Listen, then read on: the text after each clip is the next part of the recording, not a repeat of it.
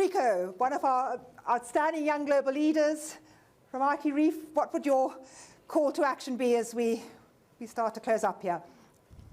Thank you, thank you. I'll try to summarize the comments from the floor as well.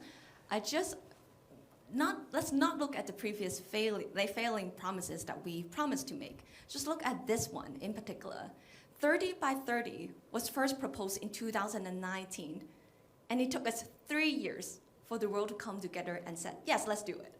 And now we're setting a goal of 7 years ahead, 2,900 days. Oh, I wish I could have years, but we're days only. So the question is, how can we move faster? Now that the roadmap and the vision is clear, and there's a lot of lessons that we can learn from the carbon market. Carbon neutrality has been pumped and it has been pushed because there's a market push behind it. I understand carbon crediting and the calculation is still not perfect and still rooms for improvement. But when it comes to nowadays, we're not only talking about carbon neutrality. We're going beyond. We want to be nature positive. And when it comes to the metrics, the technology is ready. All the science are guiding direction towards geospatial data and metagenomics, environmental DNA, all of which would allow us to streamline the assessment and the credits with a very strong scientific foundation. So I think we are at a stage that we can really accelerate.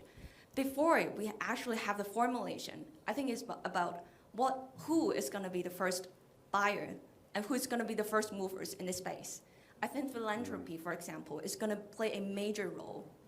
And across from that, especially now that we're talking about a cross-nation, cross-countries problems, I think that is where, once we have that system ready, transparent, and tradable, that is where the international companies and private sectors can come in to break the national border to make sure that we have a global impact across around the world.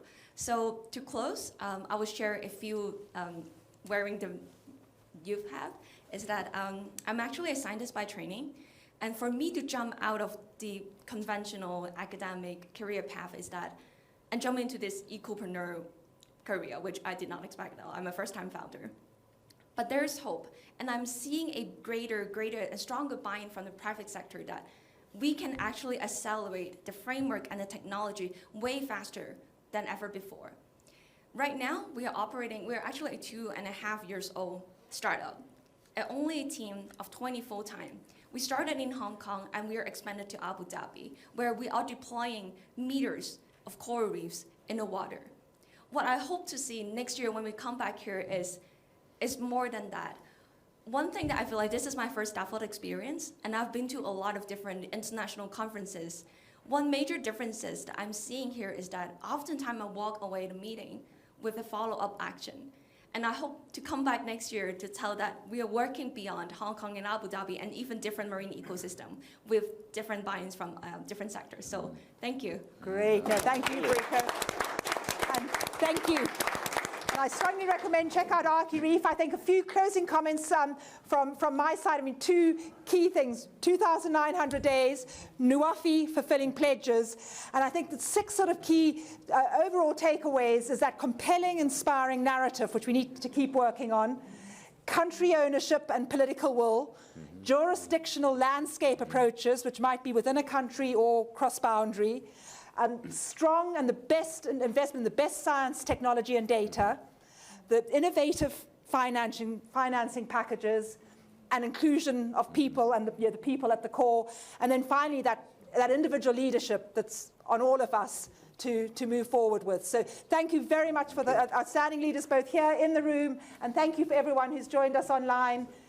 It's been wonderful to be with you all. Thank you.